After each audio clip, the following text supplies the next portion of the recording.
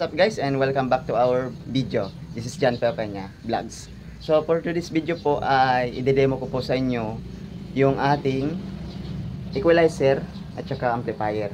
So kasi kung wala po kayong or kung wala po kayong mixer, so pwede kahit equalizer lang at saka amplifier.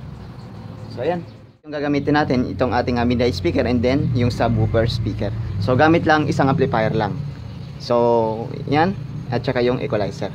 Ito lang yung ginagamit natin, yung ating stereographic equalizer. So kadalasan po ay ginagamit na ngayon yung DBX, Broadway, Joson at iba pa ng mga equalizer. So ito lang muna yung gamit natin kasi wala pa tayong budget. So balay mo, babago tayo ng ating equalizer. So ito lang muna yung mga gamit. So same naman yung mga connection nito sa likod. So same naman yung sa DBX, sa Broadway or Joson or iba pang mga brand ng equalizer. So silipin natin sa likod. Sa ating likod ng ating equalizer, so meron siyang in at saka out. So sa ginagamit sa sa ibang brand ng equalizer, yung DBX, Joson and Broadway or iba pang brands, is meron na siyang XLR at saka ano tong tawag diyan, yung PL. So dito is RCA lang. Yan. So left and right. So sa sa DBX or iba pang brand ng equalizer is meron silang tinatawag na XLR channel A and channel B. And dito is left and right lang. So meron pa tong output kasi ito sa tape 1 and tape 2. So sa ibang equalizer is only lang, in and out lang. So ngayon, paano mga ba gamitin? Or paano yung connection? Ayan, simple lang yung ating connection natin. So, yung out nyan is papunta na dito sa ating amplifier. At saka yung input nya is papunta na yan sa ating player. So, pwedeng mixer, cellphone. Kung wala naman na mixer, pwede sa cellphone. And kung yung gamit natin is Bluetooth port, so pwede igamit dito sa ating input. So ngayon, yung gagamitin po natin is isang RCA jack at saka yung input niyan is ginawa ko lang na DIY RCA to input dito sa ating player. So yan. So yung gagamitin natin is yung left niyan is sub, yung right niyan is mid-high. So yan, isasaksak na natin yung ating RCA dito sa ating amplifier. So dito sa ating channel A. Then sa equalizer, sasaksak natin to sa out. Itong out. Yan.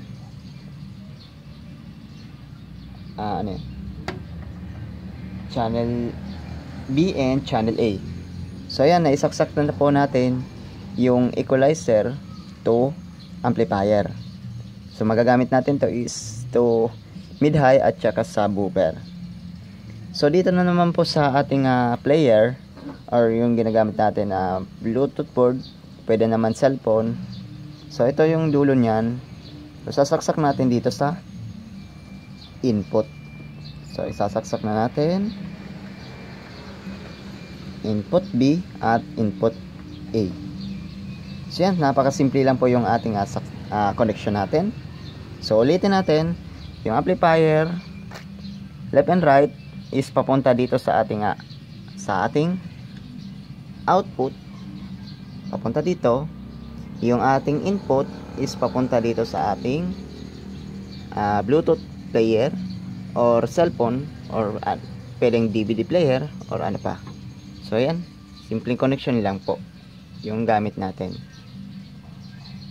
Sa wirings po natin, so ito yung ating ginagamit kong sub at ito yung mid-high, yung wire natin. So pasensya na kasi lumang-luma na yung ating gamit natin wire. So ngayon i-connect na natin dito sa channel 1 and channel 2.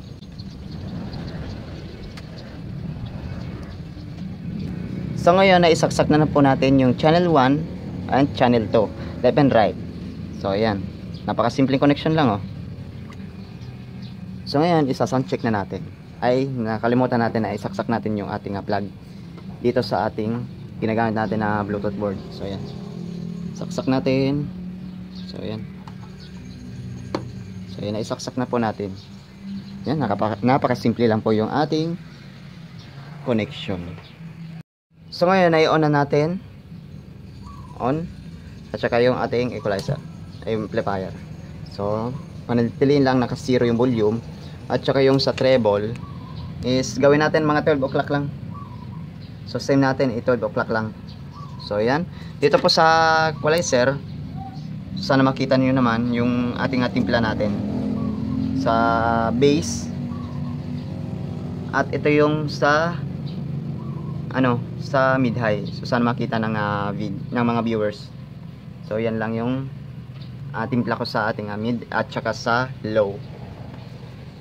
And, kukonect na tayo sa ating Bluetooth. So, kasi yung gamit natin is ito. So, kukonect na tayo. So, nakakonect na pala. Ayan o. Nakakonect na po yung ating Bluetooth. And, sa sound check na tayo.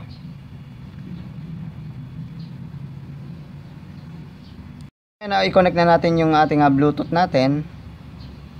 So yung gagamitin po natin is itong app na Music Speed Changer, kasi meron na siyang equalizer or meron na siyang balance. Kasi itong amplifier natin is wala tong balance pati dito. So sa ibang equalizer kasi meron na siyang built-in volume, left and right, may volume na siya.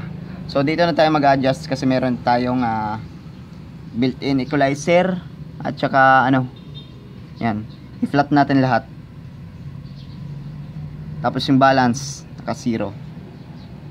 So hanap tayo ng music, siguro kay DJ Eric name, basagan ng speaker. So ito. So yan, at volume natin. So nakasagad na yung volume. Diretso tayo dito. So yan, may sounds na yan.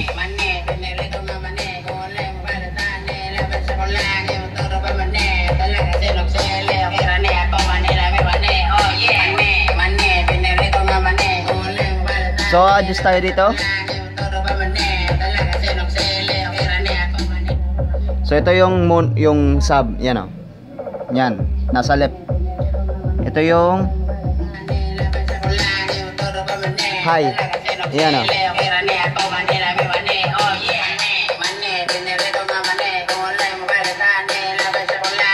So yan yung high.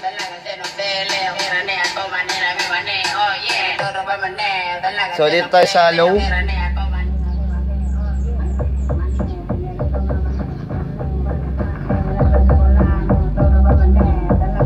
So yan yung low. So dito sa high.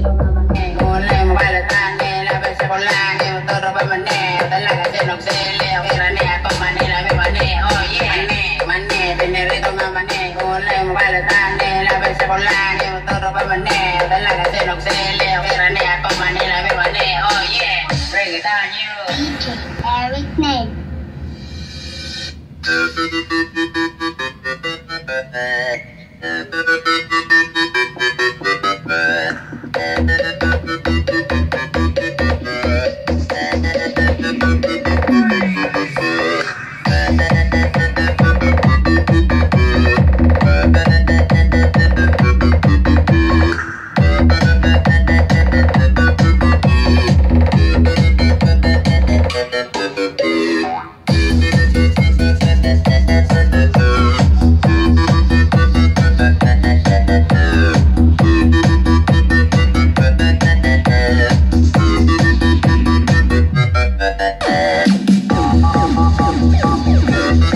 Napakalakas na siya.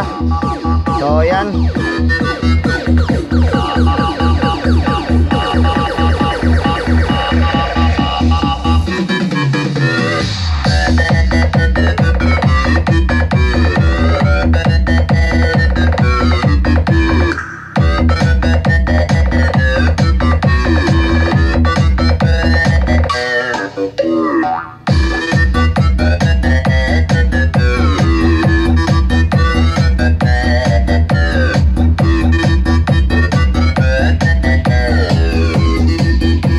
So adjust tayo ng bass. So siguro dagdagan natin ng 1 o'clock.